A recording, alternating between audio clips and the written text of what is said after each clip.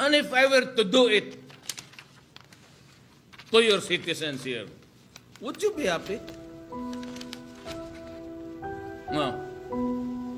Everyone who wants to come home. I said to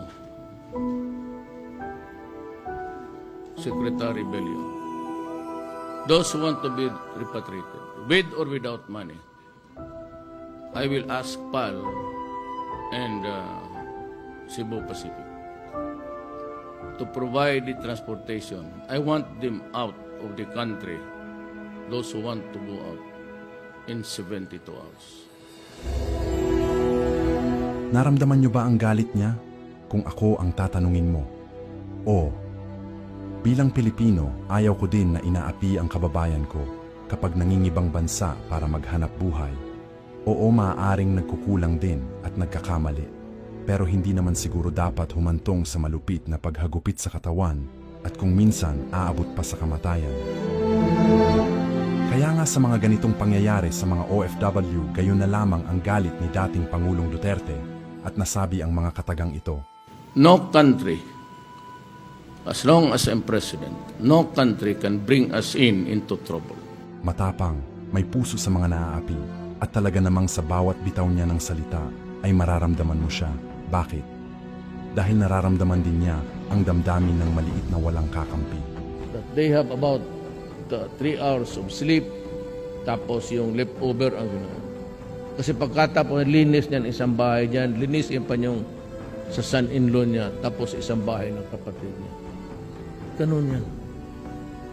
Malaala ko, ang iba, biktima pa ng abuse. Nandito talaga kami dahil si Tatay Digong para sa'yo. May halimbawa, makakausap mo si Presidente si Tatay Digong. Anong mensahe mo? Salamat po sa kanya. Sa lahat po ng tumulong sa akin. Tinitiis yan. Alam ko yan. Hindi ko lang masasabi dito. Kaya ako dyan mainit. Anak lang ako ng mahirap. Hindi naman kasing hirap talaga. Pero alam ko ang laro. Kung sa amin pang Bisaya, matugad na ko. Maabot ko yung pinaka...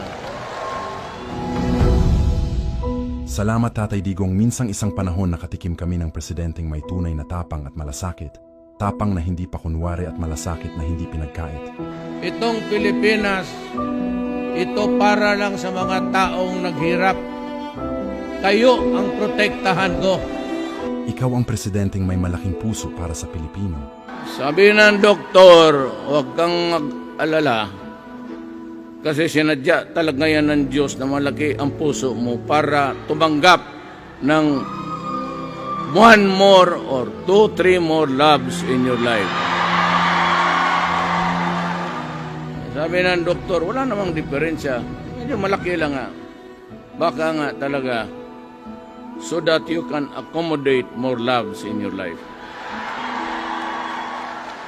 Kaya kayong lahat dito, kasya kayo sa puso ko.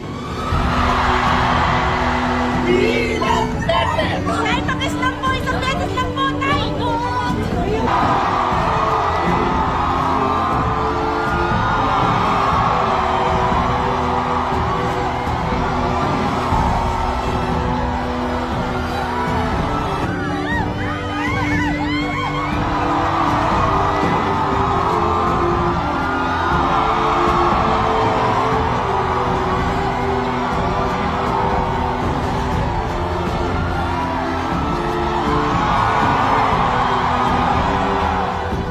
May isa akong cabinet member, sabi niya galing siya sa Europe, sabi niya, Rod, you have a very bad image sa EU pati sa Amerika.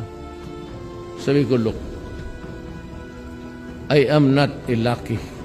Hindi ako bata-bata ng Amerikano o EU. I only serve the Philippines.